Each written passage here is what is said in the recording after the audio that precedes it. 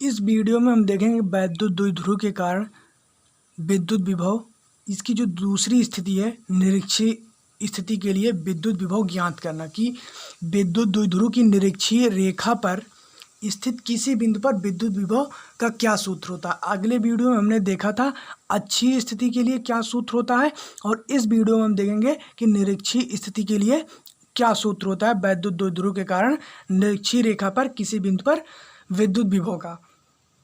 तो इसमें भी वही कॉन्सेप्ट है। आप यदि डायग्राम को अच्छे से समझते हैं तो जो इसका जो व्यंजक प्राप्त करना होता है वो बहुत सरल हो जाता है।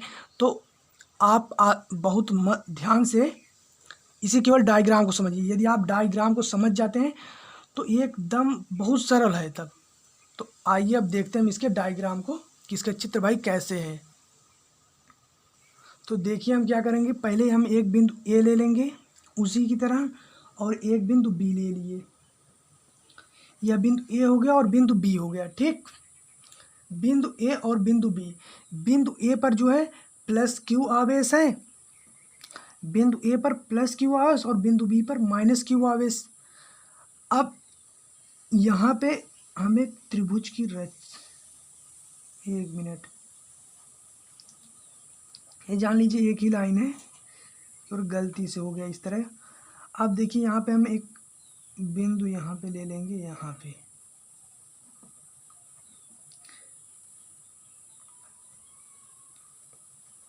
ठीक। अब यहाँ से लेके यहाँ तक के बीच की यहाँ पे एक बिंदु P है, ठीक, और यहाँ से लेके यहाँ के बीच की दूरी जो है R है। ठीक, यहाँ पे हम बिंदु O मान लेते हैं। इनके बीच की जो दूरी है वह L है। इनके बीच की दूरी क्या है? L। इनके बीच की दूरी L।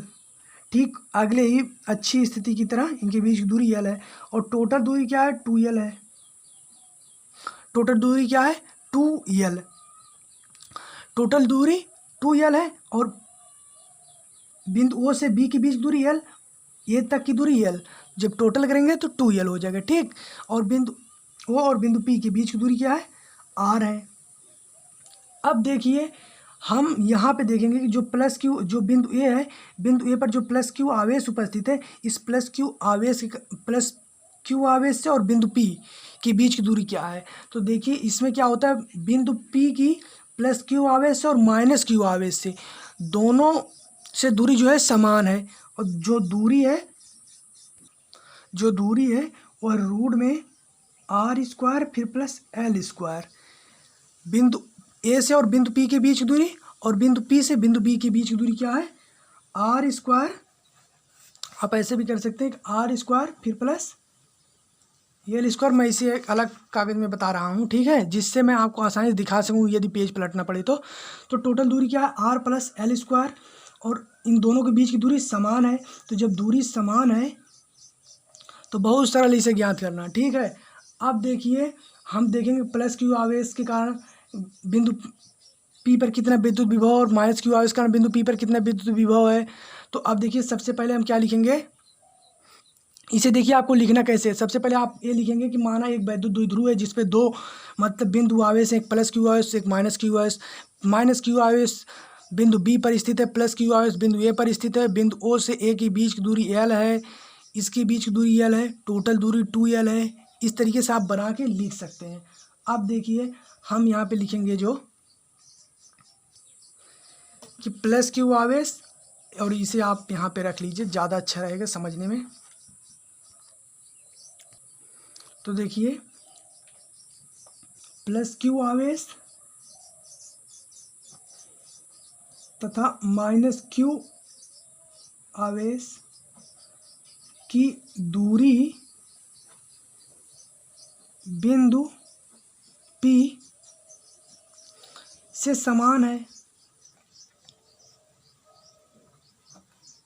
आप देख ही रहे हैं इन दोनों के बीच की दूरी जो है वह समान है। तो जब समान दूरी है तो हम क्या लिख सकते हैं, यहाँ पे लिख सकते हैं कि AP बराबर BP। A और P और B और P की दूरी समान है, और दूरी जो है वह R² फिर प्लस L²। अब देखिए जैसे हम अगले में किए थे उसी तरह इसमें भी करेंगे। प्लस क्यू आवेश कारण बिंदु P पर विद्युत विभव कितना है, और माइनस क्यू आवेश कारण बिंदु P पर विद्युत विभव कितना है। तो देखिए प्लस क्यू आवेश के कारण बिंदु P पर विद्युत विभव बिंदु P पर विद्युत विभव। अब देखिए प्लस क्यू आवेश के कारण, तो हम क्या लिखेंगे यहाँ पे लिख देंगे हम VA इक्वल टू 1/4πε0 इंटू के। प्लस क्यू आवेश का निकालना, प्लस क्यू आवेश हो जाएगा और दूरी जो है r² प्लस l² है, ये समान दूरी है तो r² प्लस l² लिख दिए। अब देखिए इसी तरीके से हम लिखेंगे कि माइनस क्यू आवेश कारण, माइनस क्यू आवेश के कारण बिंदु P पर विद्युत विभव। ठीक, अब जब माइनस क्यू आवेश के कारण निकालेंगे तो यहाँ पे VB इक्वल टू हो जाएगा,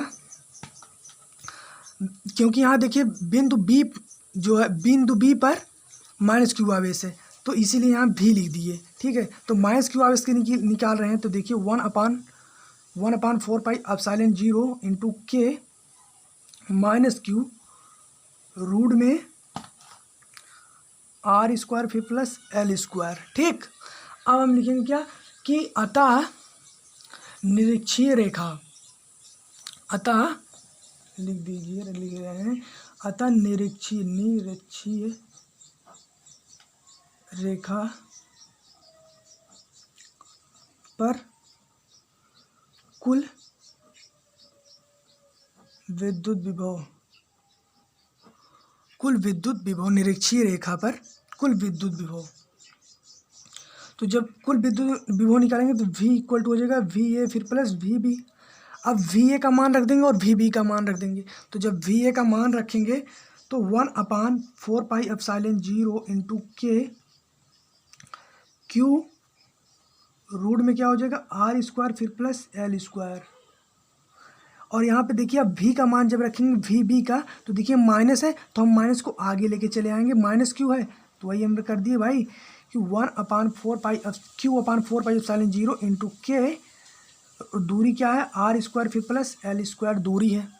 अब देखिए पूरा चीज़ें समान है, क्या है केवल यहाँ पे हम माइनस पूरा है, एक का जब गुणा कर देंगे तो वही हो जाएगा। देख लीजिए आप क्या हो जाएगा कि 1 में पूरा 4πε0 इंटू के क्यू कर देंगे और रूट में जो हो जाएगा दूरी r प्लस l, और यहाँ भी वही है क्यू रूट में 1/4πε0 इंटू के रूट में r² फिर प्लस l²।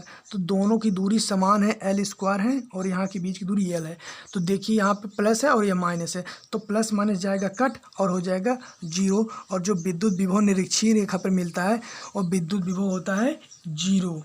तो यही था विद्युत विभव जो है निरक्षीय रेखा पर। तो आप कह सकते हैं विद्युत द्विध्रुव की निरक्षीय रेखा पर स्थित किसी भी बिंदु पर जो विद्युत विभव होता है वह 0 होता है।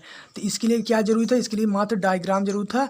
इसके बाद केवल आप कह सकते हैं प्लस क्यू आवेश कारण माइनस क्यू आवेश कारण अतः निरक्षीय रेखा पर कुल विद्युत विभव। इसके बाद आपको आसानी के साथ इसका सूत्र जो है प्राप्त हो गया।